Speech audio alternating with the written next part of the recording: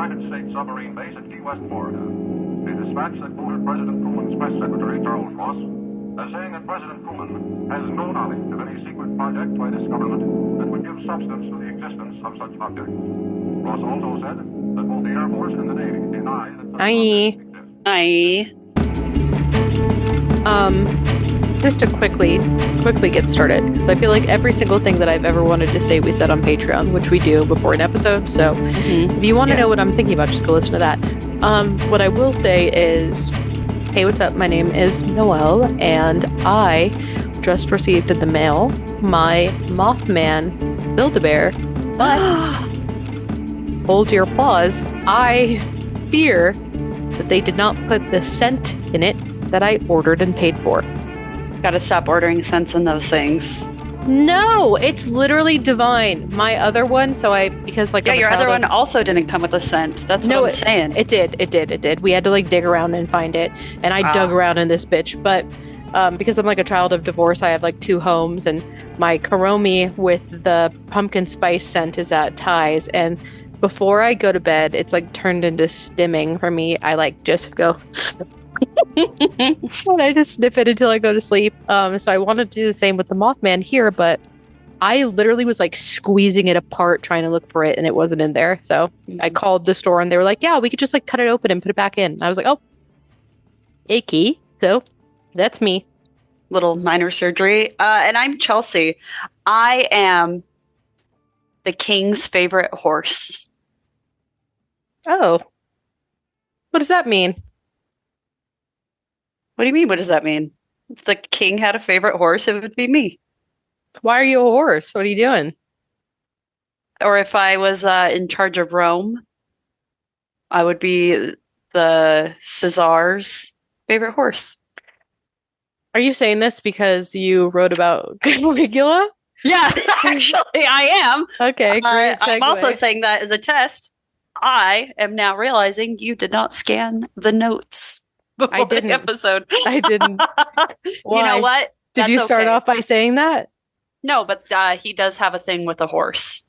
I'll be so real with you. I don't even really know who Caligula is. I know you don't know. And you want to know how I don't know? Because you have actively said more than once that you thought he was a good guy.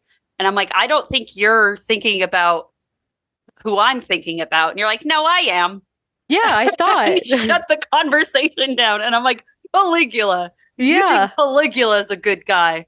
I think you're thinking of just like Julius Caesar. Hey, are they not one and the same? You're so right. They're not, but they could be in the sense that, no, they're not. But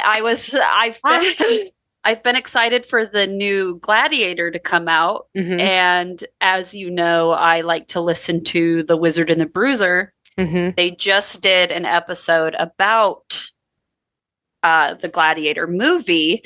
And then I was like, oh my God, we should do a Caligula episode because Noelle and I have briefly mentioned him. Mm-hmm. And it will be so nice for people to know, finally, if they didn't already know, what we're talking about. Yeah, I feel like maybe I heard revisionist history about Caligula, but I really don't know what type of guy he was in real life. Which is crazy. Also, don't Google Caligula on your work computer because they think they've done porns about him because he was really into like sexy orgies. We don't really cover that here, but I do think that there have been, I don't know, you just got to go straight for the scholarly articles on Google. You got to have safe search on.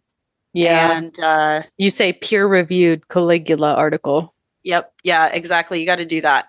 So knowing that and knowing what I've been through, we are going to talk about Caligula.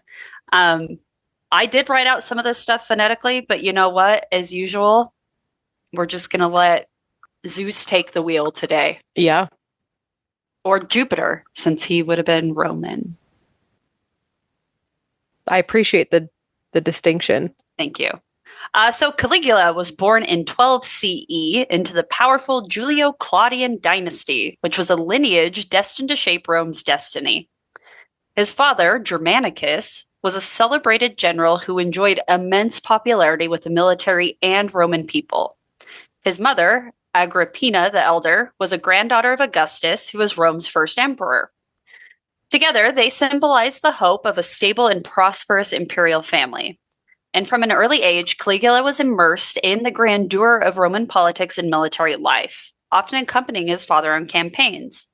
And it was during these military expeditions that he earned the nickname Caligula, or Little Boot, after the small army boots he wore as a child. His real name was like Gaius something, but we're going to call him Caligula this whole time. Okay. And soldiers really adored him, and that popularity would really serve him later into adulthood. Just a quick question. Is this the Rome where we have extreme, like, it's either the ruling class or peasants?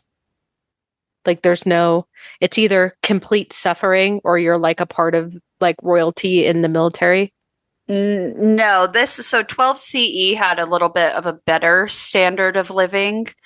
Okay. There wasn't a huge disparity between there because this was still like in the times of early Rome where they were built on prosperity. We won't really get like Caligula will get into it a little bit of what he did, but he kind of just shit on the rich, so that's always fun. Is that why I thought he was a good guy? I don't know, Noelle. I don't know why you think the things you do. You don't understand electricity. You don't understand. Yeah. So his early life was marked by devastating personal loss. In 12 CE, his father died under suspicious circumstances in Syria. 19. What'd I say? 12. Oh, I think I was trying to do math. He was 7. So when he was 7, his dad died in Syria, and it was really believed that he had been poisoned, and it was more than likely under the orders of Emperor Tiberius, who many have viewed was Germanicus's like main political threat at the time. And the death left his mom, Agrippina, and her children vulnerable to the political machinations of Tiberius, whose paranoia intensified over time. And I think I meant machinations, not machinations. Words are hard. Yeah, I get it. You're really going crazy with it. Agrippina and her 2 eldest sons, Nero and Drusus, were accused of treason and were either executed or exiled. They disappear from the historical lineage, and there's no real nailing down what happened. But only Caligula survived because he was too young to pose an immediate threat. In 31 CE, Caligula was brought to Capri, where Tiberius had retreated in his later years. And living under the watchful eye of a suspicious and cruel emperor, Caligula mastered the art of survival. According to the historian Suetonius,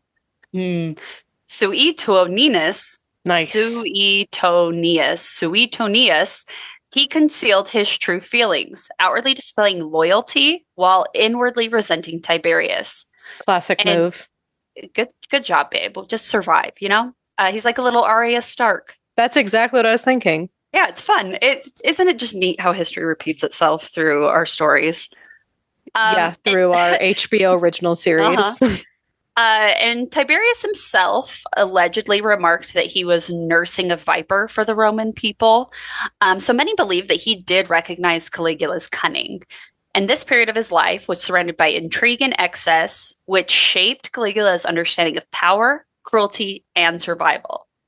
And it was only 6 years later when Tiberius died in 37 CE, probably smothered by a Praetorian prefect to hasten Caligula's ascension, that the young Gaius was named emperor.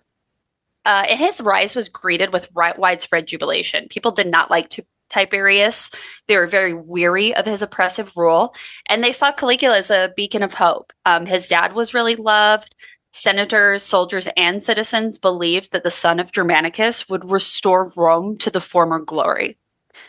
And the first months of Caligula's reign really seemed to fulfill these high expectations. He abolished the treason trials that had terrorized the Senate during Tiberius's reign. He released political prisoners, and he recalled exiles. Public celebrations abound with lavish games, gladiator contests, and feasts destined to win the hearts of the Roman populace. He also distributed bonuses to the Praetorian Guard, and he reinforced their loyalty. Philo of Alexandria described him as a ruler admired by all the world from the rising to the setting sun. And you're sitting here wondering why I thought he was a good guy. I am still wondering how that any of this hit you before any of the atrocities did. I'm telling you, the version of revisionist history I did was I know. This man abolishes the oppressors, and I'm like, cool. Mm-hmm. Sounds awesome. It does sound fun, doesn't it? His actions during this period really suggested an emperor attuned to the desires of his people. By burning Tiberius's records of informants, that is punk rock, I do agree. Yeah.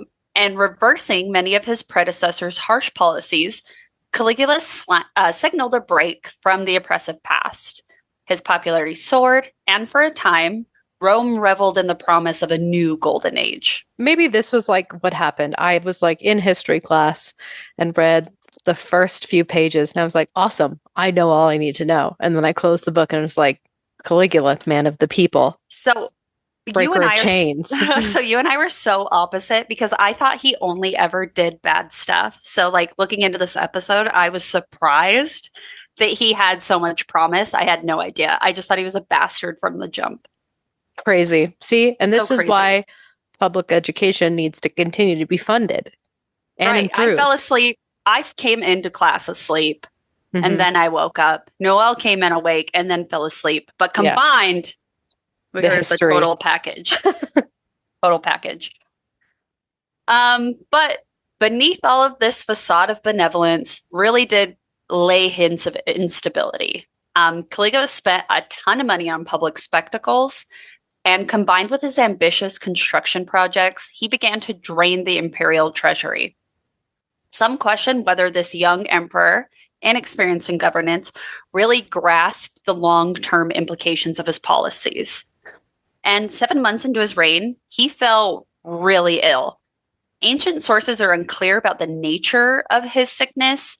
Some suggest a physical ailment like encephalitis, while others point to a psychological breakdown. But whatever the cause, the emperor's behavior dramatically changed after his recovery. Noel, why don't you tell us what encephalitis is? Because I see she saw me looking it up. Encephalitis is inflammation of the active tissue of the brain caused by an infection or autoimmune response. The inflammation causes the brain to swell, which can lead to headaches, stiff neck, sensitivity to light, mental confusion, and seizures. It could also obviously lead to stroke and death. So it's other than the seizures, I think I have encephalitis. Seriously, it's I wonder if this is like a version of like Mad King disease. Like is this what untreated syphilis causes? I don't know. I was just gonna say maybe an infection. Yeah, it could. Yeah, I bet it's one of the I bet because like we historians have figured that out, that like the Mad King disease was just untreated syphilis. That's so fun. So I bet it's a shame thing. Oh, it can be caused by a number of viruses, including, I don't know what the medical fucking HSV, so like herpes. There's West Nile. I don't know what the other ones are. I don't know what the medical term is for. And we're not going to learn today. And I'm not looking it up, so we're just going to go ahead and say yes, because why not? If HSV is on there, it's got to also be syphilis. If you know differently, Chelsea and Noel go to hell@gmail.com. Yeah. Okay. So Suetonius and Cassius Dio described a man who emerged from his sickbed as increasingly erratic, paranoid, and cruel. Sounds like syphilis. It does. And this transformation has sparked a debate amongst modern historians. They want to know whether or not Caligula was truly mad, or if his behavior was the product of political calculation. Some suggest that his illness may have been exacerbated. It could have been underlying psychological issues, while others argue that the pressures of absolute power corrupted him. So others propose that ancient accounts into his descent of madness were exaggerated by hostile senators and historians, but for the most part, it does seem like he was certifiably insane and awful. And within months, his rule descended into a spectacle of scandal, excess, and terror that would forever taint his legacy. Accounts of his behavior during this time are some of the most infamous in Roman history, painting him as a ruler driven by cruelty, megalomania, and debauchery. So, to fully understand the scandals and tyranny of his rule, it's really crucial to consider that not only the actions attributed to him, but also there are biased sources that recorded his story. So I will give Noelle a bit of a bone here. It could just be a smear campaign. Thank you. Fake news. Fake news strikes again. The biased media. But the senatorial elite was a class that deeply resented Caligula's autocratic tendencies, and their accounts are undoubtedly colored by animosity, and their sheer volume and consistency of these tales do suggest that Caligula's reign was controversial, but it was definitely destructive. So one of the most notorious aspects of Caligula's reign was his self-deification. So unlike Augustus, who tread cautiously around the idea of his own divinity, Caligula embraced the role of a living god with zeal. He declared himself a deity, ordered temples to be dedicated to his worship, and replaced the heads of traditional Roman statues with his own likeness, like literally a copy paste.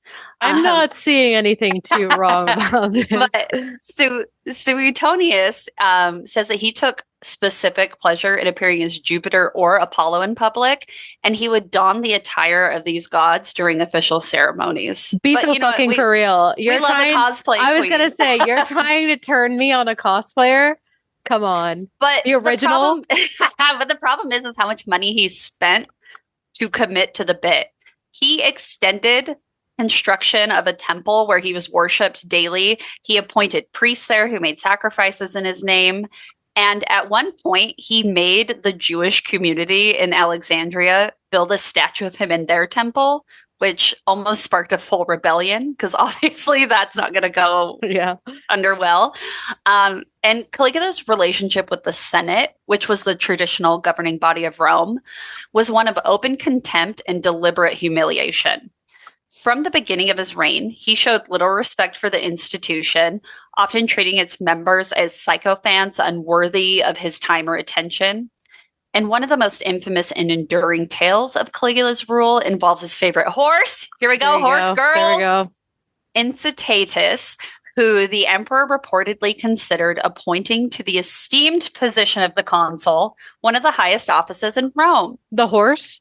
Yeah. Okay. Isn't that cute? Why are you telling me I'm wrong in my opinions of him? I'm changing my own mind, honestly. And this account has passed down through ancient sources, and they think it was mostly a grotesque display of Caligula's disdain for the Roman Senate.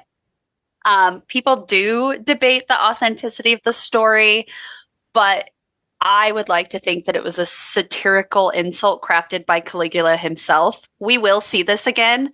Dude was a poet in pettiness.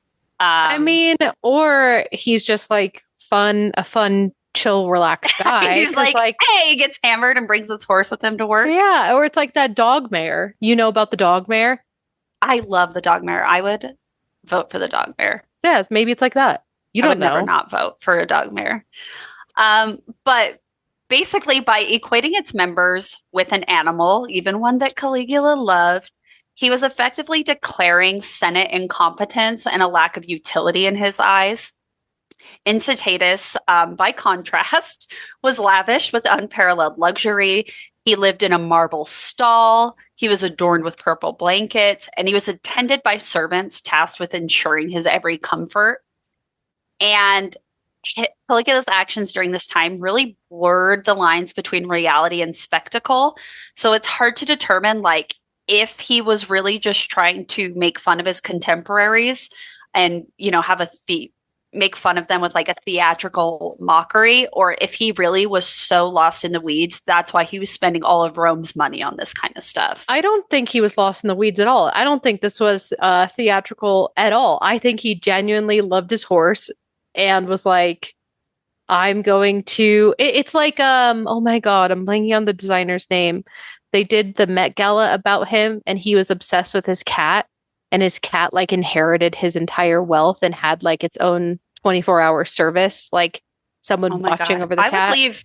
I would leave my whole fortune to my pets. And that's not even the first instance of that. There's another He was a fashion designer. I'm blanking out his name. I can picture him in my mind's eye with his like white hair and the slick back ponytail. Karl Lagerfeld or something? Karl Lagerfeld, bitch. Yes, great job. Great call.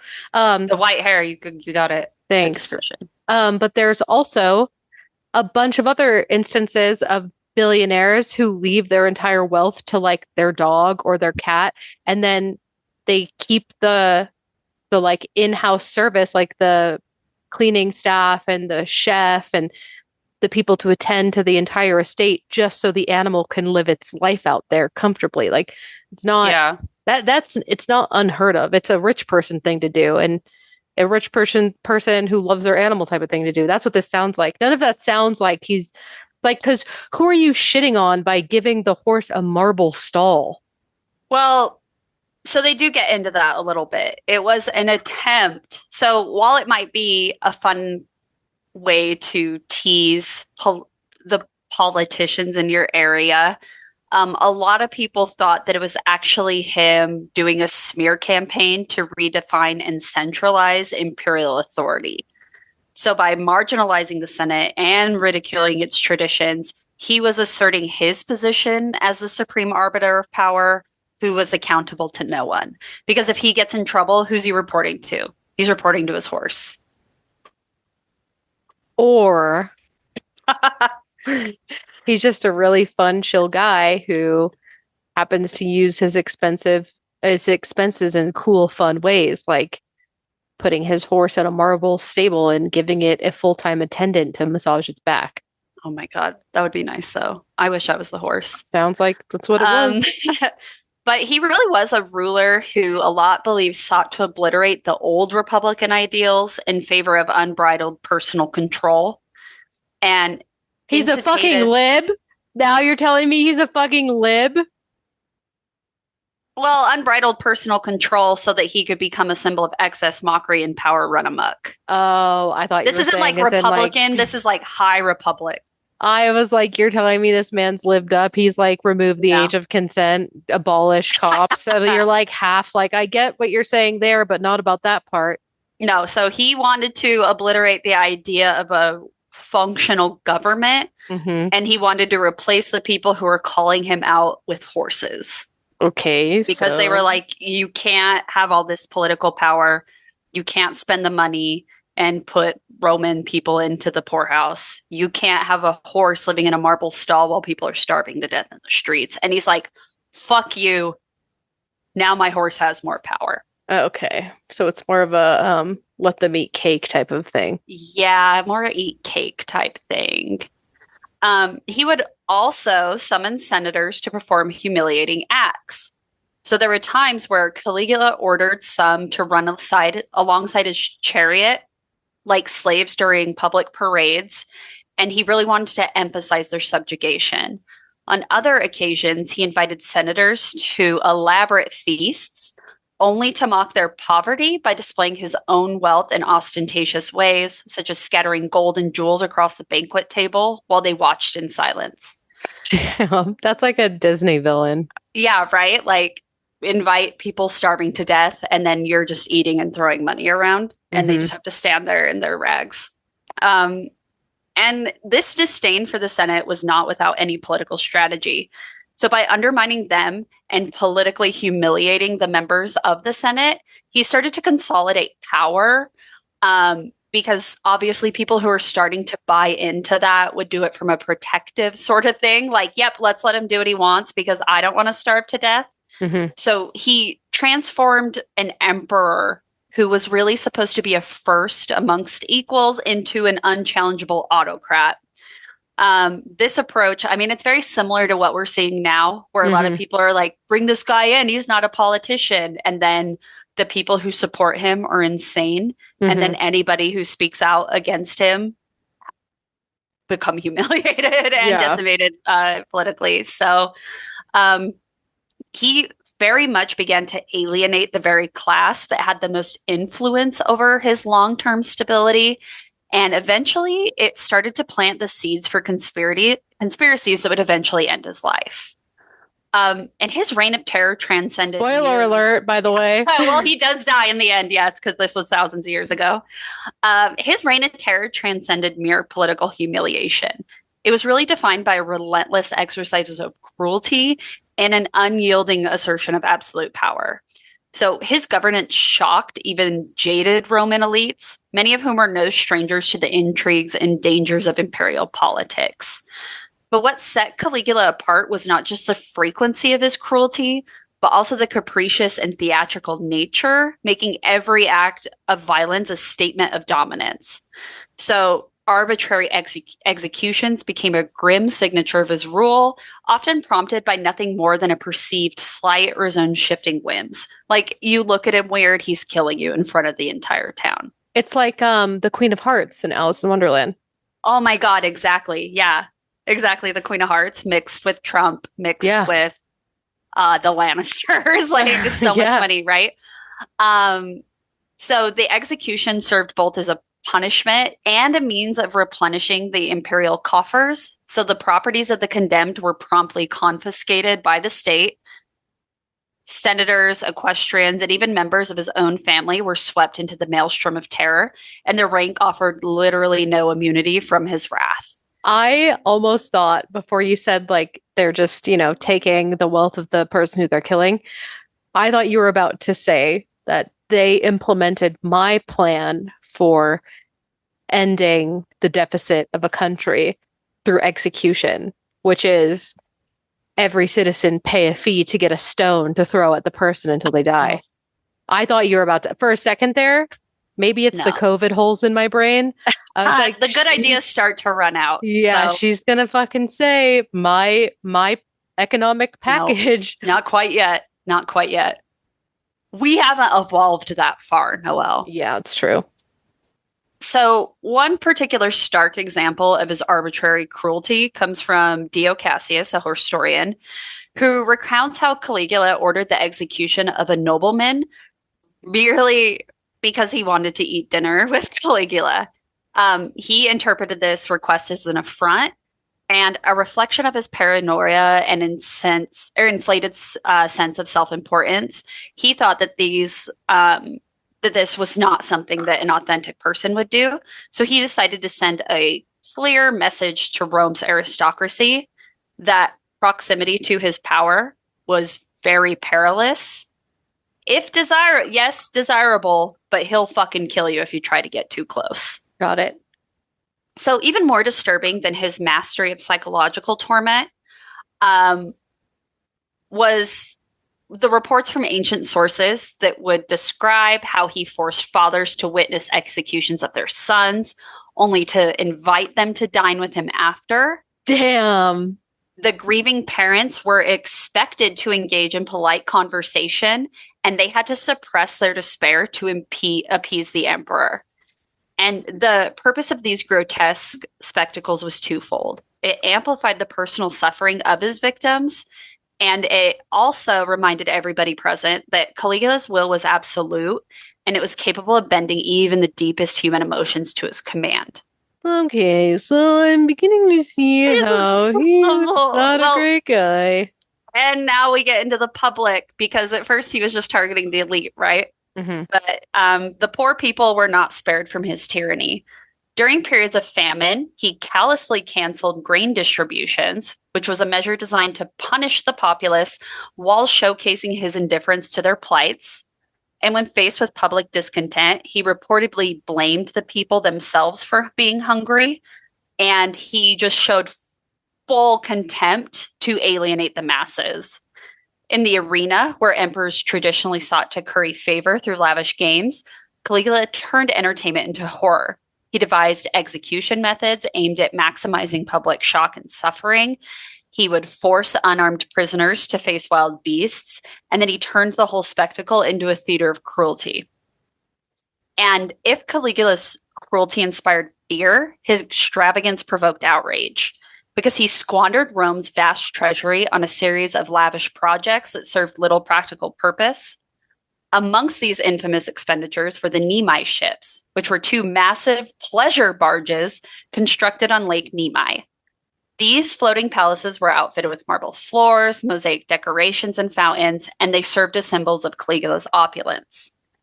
And his sexual scandals were equally shocking. Central to the controversy were his alleged incestuous relationships with his sisters, particularly his closest sibling, Drusilla. According to these accounts, Drusilla held a special status in Caligula's life, with some sources describing her as the de facto empress. And upon her death in 38 CE, he declared her a goddess, which shocked Rome, but it solidified her elevated, almost divine position in his life. And his military campaigns are even more puzzling, and they bring a lot of debated aspects up when it comes to his reign. In an empire where military success was a cornerstone of legitimacy and a source for glory, Caligula's approach to warfare seemed almost surreal. His ventures into Germania and his infamous quote-unquote invasion of Britain have sparked endless speculation about his intentions as well as his state of mind. Yeah, his state of mind was a brain riddled with chlamydia. This is if RFK Jr. gets in charge of the military. Yeah, this is Mr. Worm for brains. So in 39 CE, Worm for brains set his sights on Germania, a region that had long been a thorn in Rome's side. Decades earlier, the Roman legions under Varus had suffered a catastrophic defeat in the Teutoburg forest. Nice. Thank you. And the specter of that loss loomed large in the imperial psyche. Caligula's campaign into Germania, however, bore very little resemblance to the serious military undertakings of his predecessors. So instead of engaging in meaningful combat or securing new territory, he orchestrated what can only be described as yet another theatrical performance. Because according to ancient sources, he staged a series of sham battles that were carefully choreographed to present the appearance of a decisive victory. Soldiers were told to attack the trees and mock enemy formations composed of captives, and they even had Roman soldiers disguised as barbarians. Okay, low-key though, if I was like, because this was obviously back when battles were just charging at each other, if I was like getting ready to go into a battle and I saw like our enemy just fighting a tree, I would be like, we've got to run. These motherfuckers are insane. Crazy. Especially when it's like they had to mock enemy formations, but the enemy formations were just themselves dressed up in the clothes of captives. Yeah, I would be like, hey, this is insane. We've got to go. Yeah. And then he would throw himself triumphant parades when he got back in Rome, and he dressed up as a general and displayed his supposed spoils of war. Probably pine cones. Cosplayer, yeah. Yeah, it's so fun. A bunch of pine cones and twigs and branches. Yeah. And they're being dragged like on a rope with the horses. Like, oh my God, with a little pine cone baby crying on the side. Why he did any of this is pretty debated. Some historians think that maybe he wanted to bolster his image as a military leader without any risks of an actual campaign.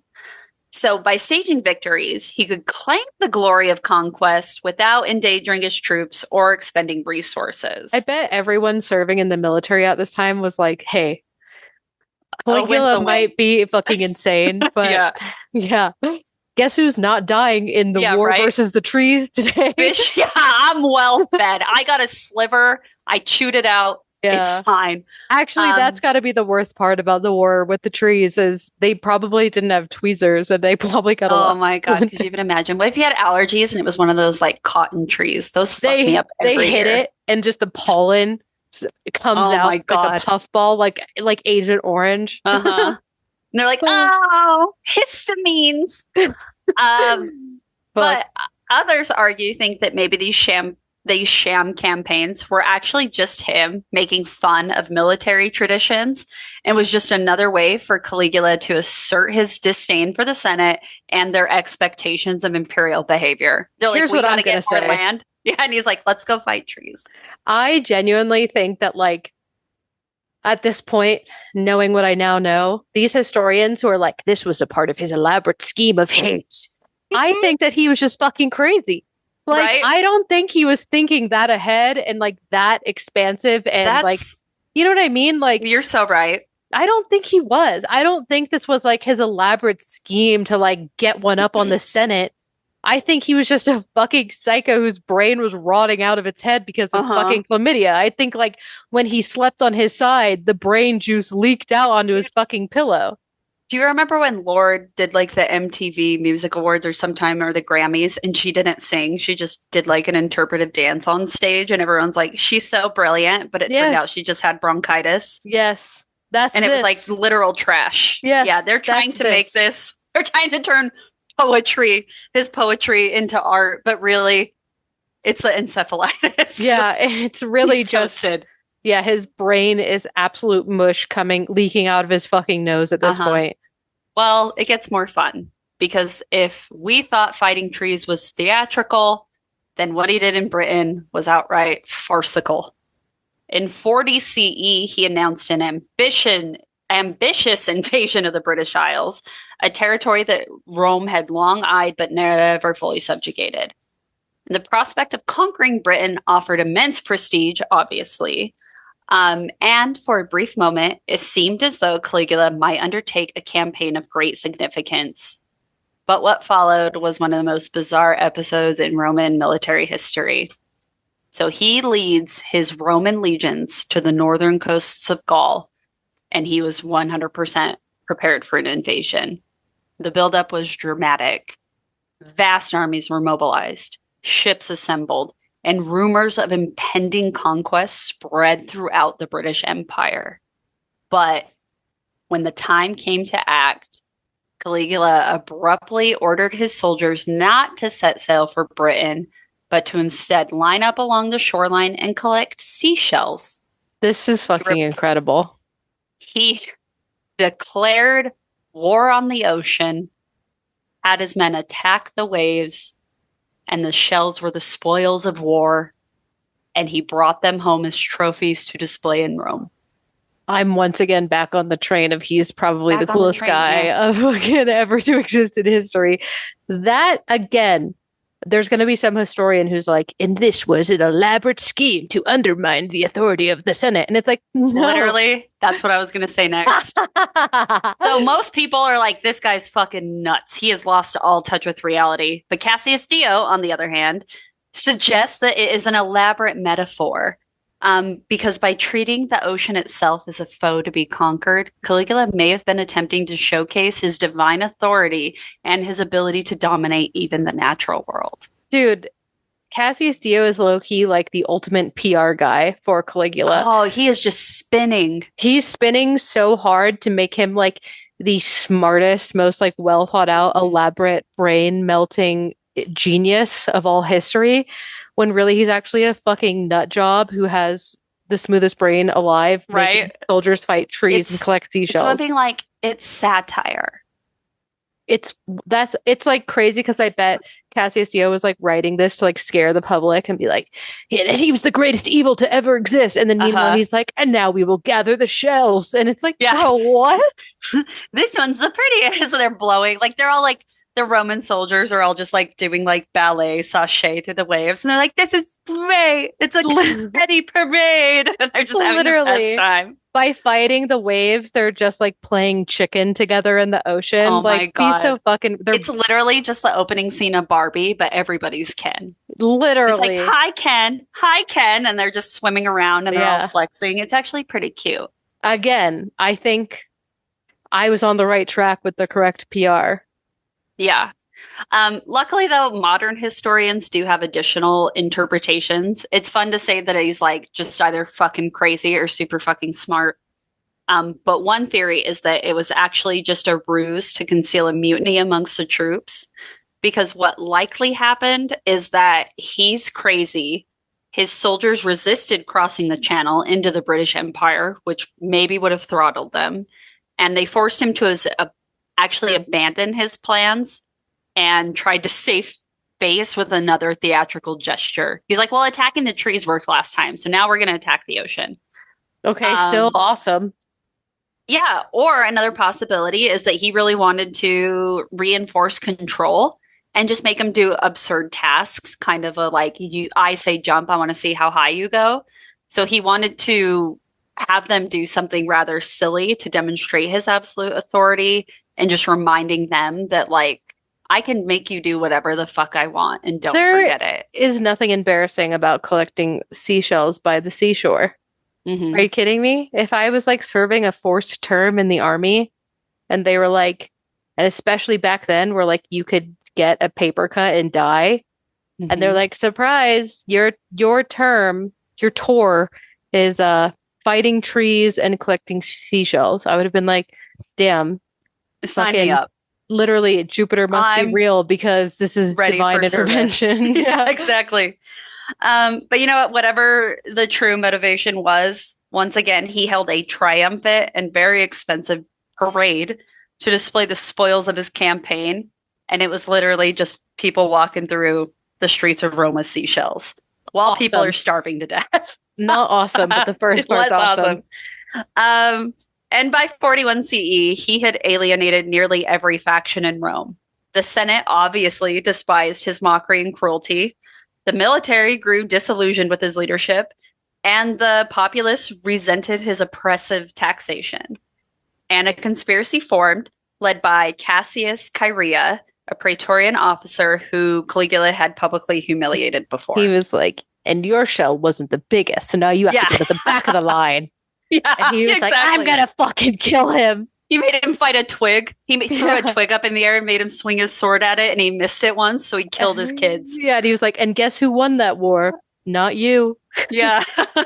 On January 24th, 41 CE, the reign of Emperor Caligula came to a brutal and violent end, marking the first assassination of a Roman emperor in history.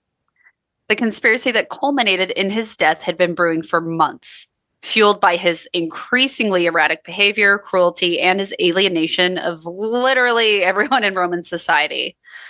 So, amongst the conspirators, like we said, was Cassius Chaerea, who was a veteran officer of the Praetorian Guard, several disaffected senators and guardsmen, all united by their shared resentment of Caligula's humiliations and tyranny. Chaerea, in particular, had a personal grudge against Caligula. The emperor had mocked the seasoned soldier's masculinity by having the smallest shells, and frequently assigned him degrading tasks and publicly ridiculing him with effeminate nicknames such as Priapus and Venus. Okay, sounds beautiful. I know, that's lovely. Priapus? How is that? He's calling you Venus, the literal goddess. You know what? I think he was flirting with him, and like this dude just like didn't catch it. He was inviting him to be the third with his horse. I thought Rome was open-minded. Yeah, clearly not. Not this guy. And this repeated humiliation, coupled with Chaerea's growing awareness of Caligula's unpopularity and the dangerous instability of his rule, motivated the Praetorian to act. Other conspirators joined, including Cornelius Venus, another Praetorian officer, and prominent senators who saw an opportunity to restore a semblance of the Senate power and remove a ruler they viewed as a threat to Rome's stability.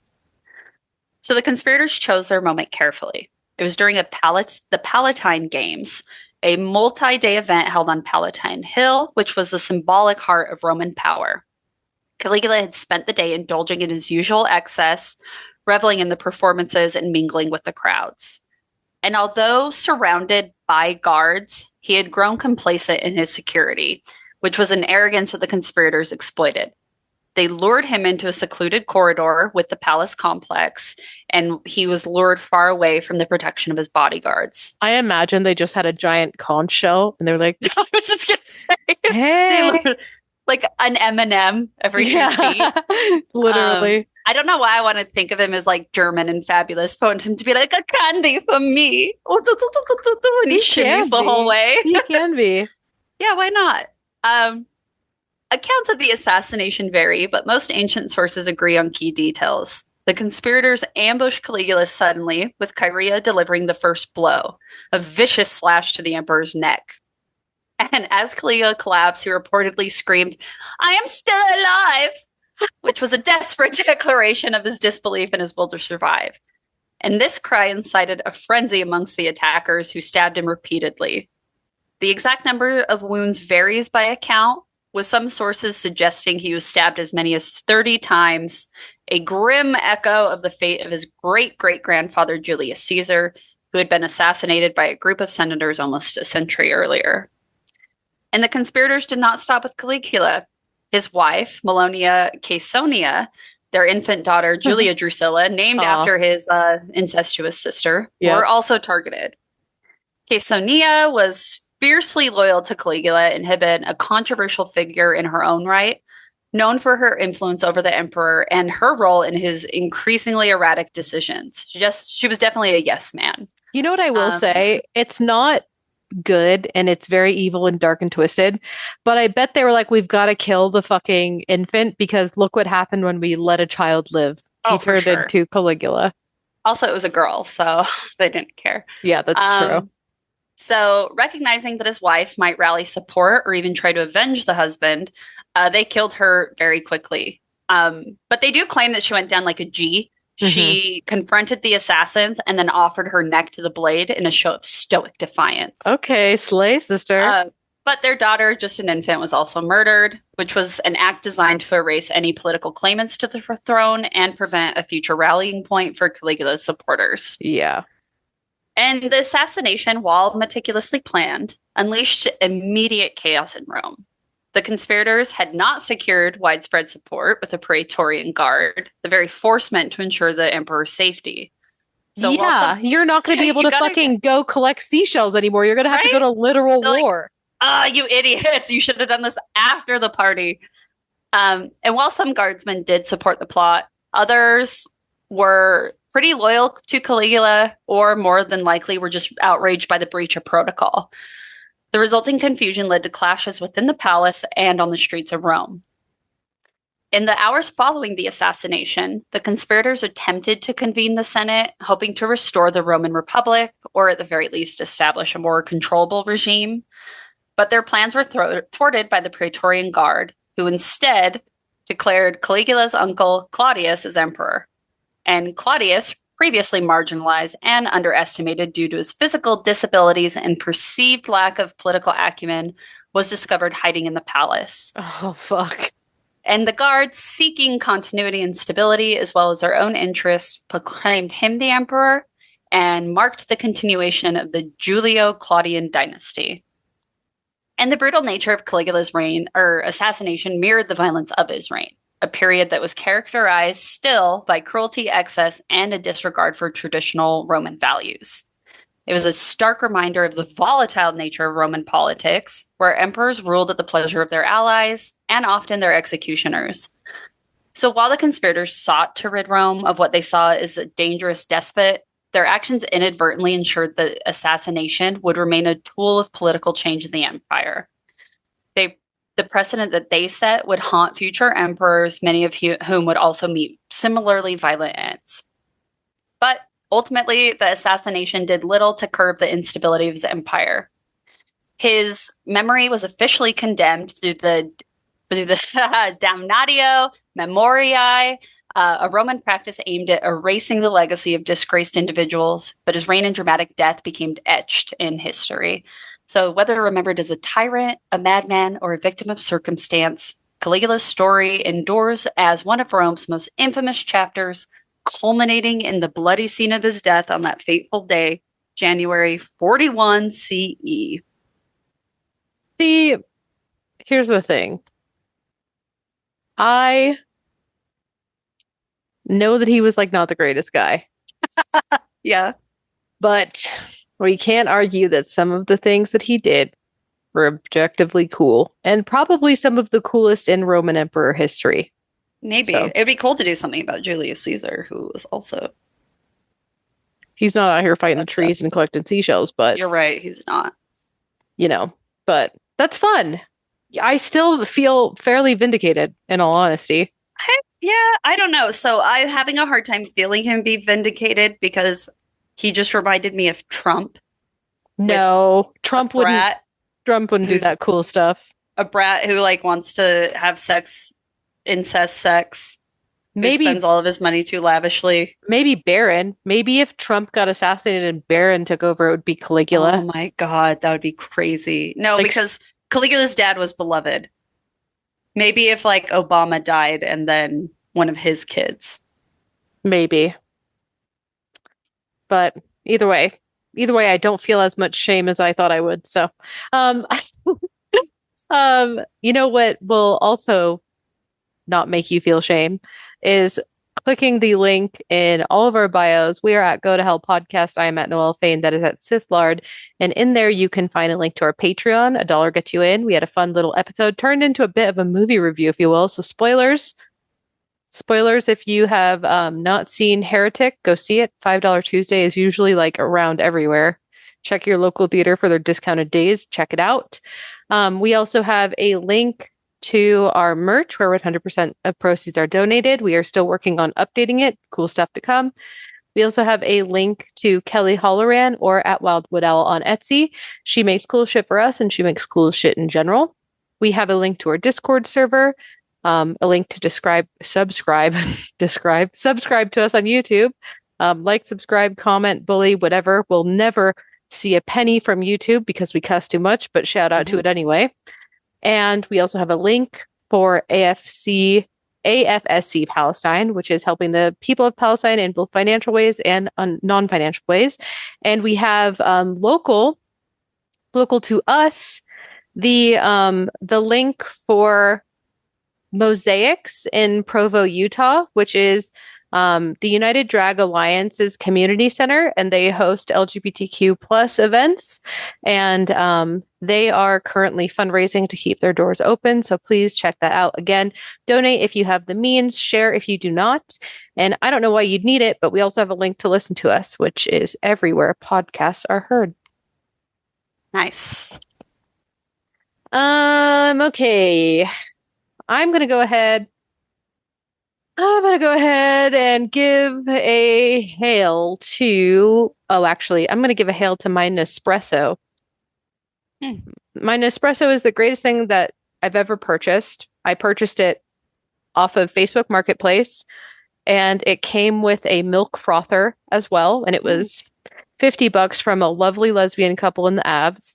And this motherfucker makes beautiful scrumdiddlyumptious espresso, and then I just pour my little soy milk and my flavored creamers into the frother, mix it all together, and I have the world's greatest latte.